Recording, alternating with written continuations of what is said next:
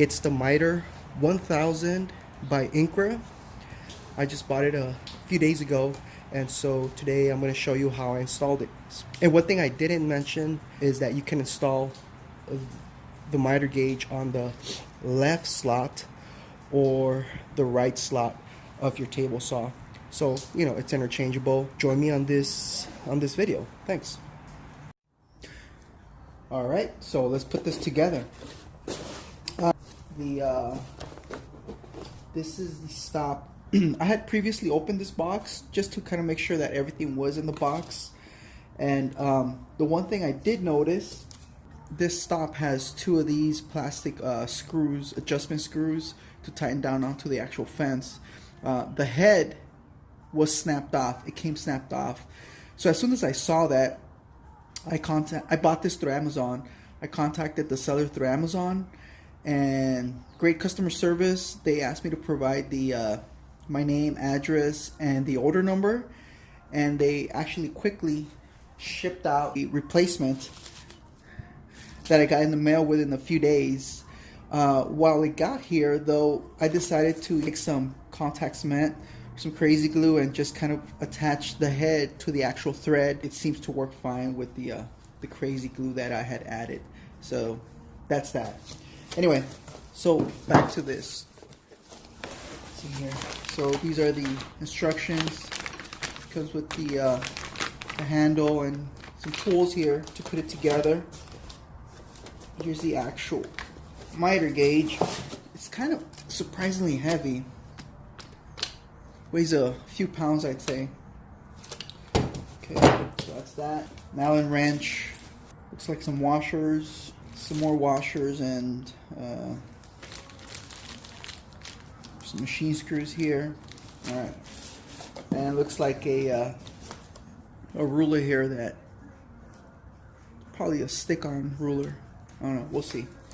Let's go through the step-by-step process here in terms of putting it together. It shouldn't be that difficult. Alright.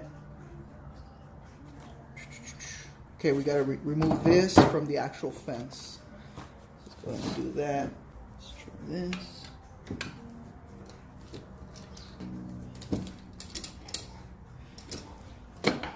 Alright.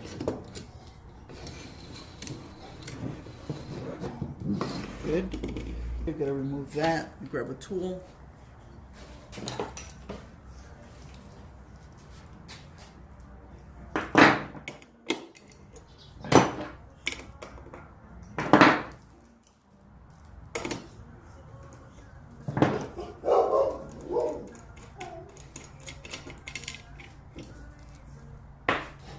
Okay. It says to attach a T-clip. There's a T-clip here.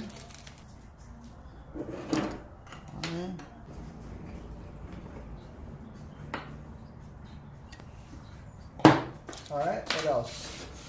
So far so good here. Okay, so now let's go over to our table saw, and we're going to do some adjustments there at the table saw. It says to insert it into the table saw track itself, and then there's a couple adjustments we have to make there. Alright, so it says to insert the miter gauge in here. Make sure we don't have any debris.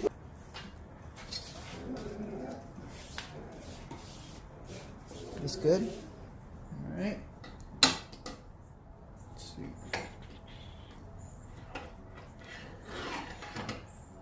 Alright. So I'll be installing it on the left track instead of the right track. I think I would feel more comfortable using the left side of the track. That way, whenever I need to measure any of the cuts, I'll reference off the table fence to the blade and hold my miter gauge here as I go through to make the cut. Okay, so next I think it's saying I need to adjust the these little washers here that will actually expand as I turn them, to make sure I have a nice tight fit. And if you look closely, there's some side to side movement now. Once I adjust those, it will actually keep it from moving. It'll keep it nice and secure in there without having any play left or right. So let's go ahead and do that. Just pop that out. So it's saying do the front ones first and then the back one.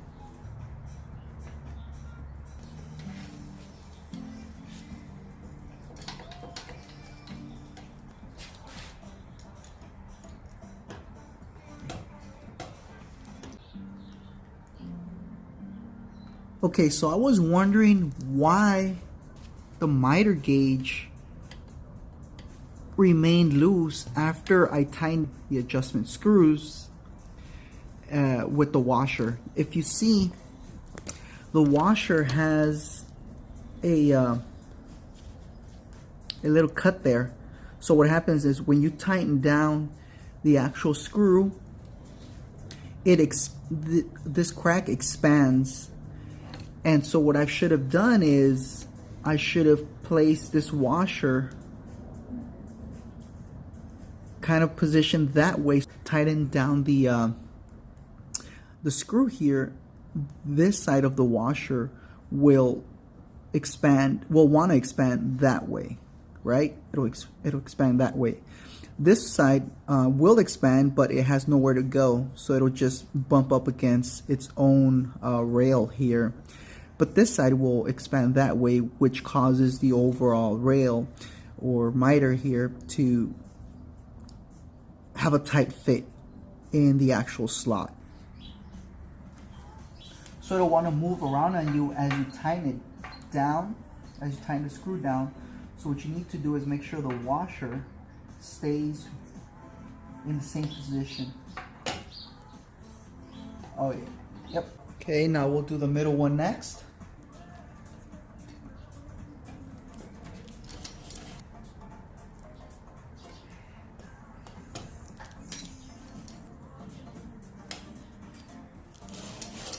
Alright, so now we'll flip this around and attach the knob. Just goes right in there. We're forgetting to attach the washer here. So we only need to put the washer before we put the knob. The washer.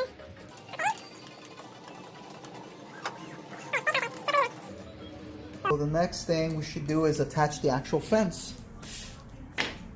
Let's do that.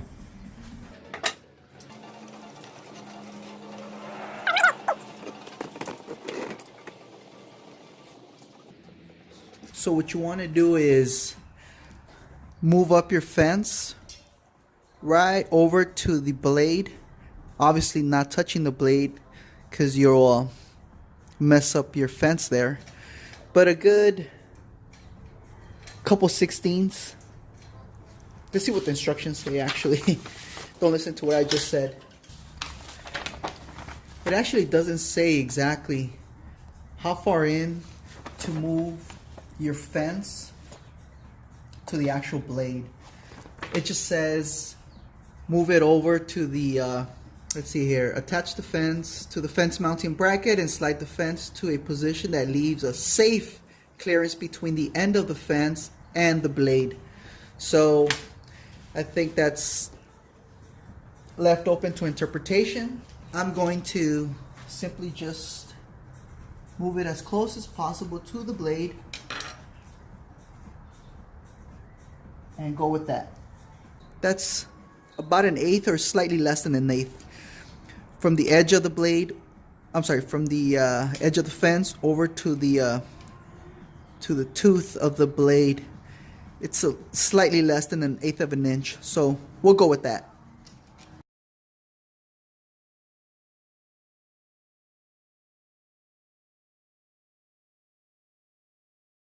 Oh, it's an extension.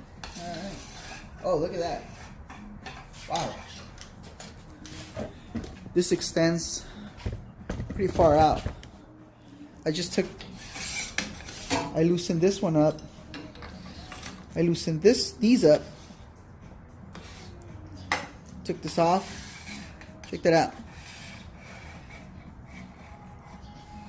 Sticks out quite a bit, actually.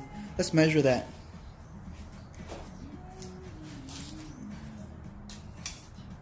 31 inches plus this.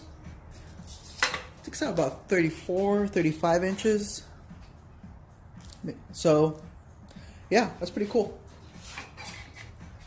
I don't need it sticking out that far, so I'll put this back in. Let's go ahead and attach the fence, though. I feel like we are going to need that. So this flips up and down.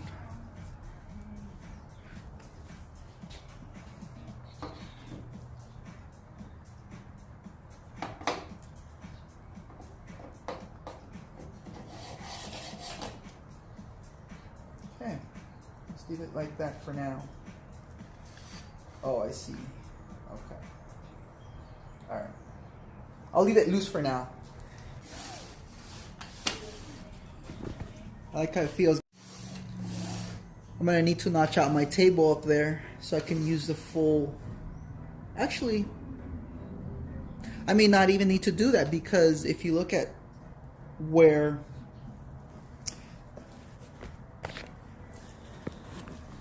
the fence ends, which is right at that mark at my table here, the fence will already have cleared not only the blade but the riving knife as well. Okay, so let's make a test cut. We're gonna take a scrap piece of plywood here.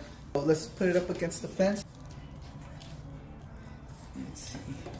Release these here. Just cut that much.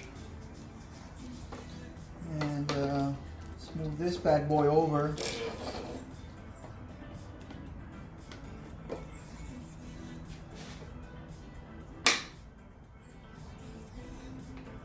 All right.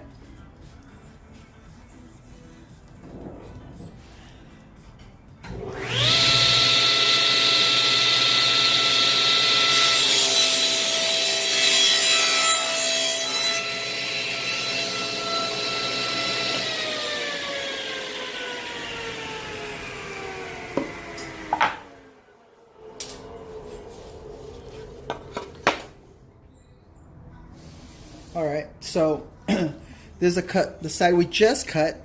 Let's take our trusty square here.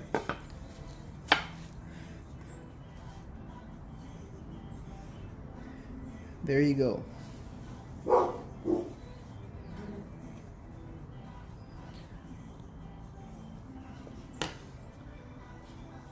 Yep, it's square, right on the money. Look at that. Perfect. Yeah. So this installation was a success. I'll be able to use this as an optional tool to make, let's see, possibly some tongue and groove type joints for an upcoming project that I have, or actually not upcoming, but I'm currently doing. So I was originally going to use my table saw, or not table saw, but my router, which is down at that end, with a rabbiting jig or rabbiting bit. But it's kind of nice to have options with this new miter gauge now. So pretty spot on. I like it. So yeah, thanks for watching.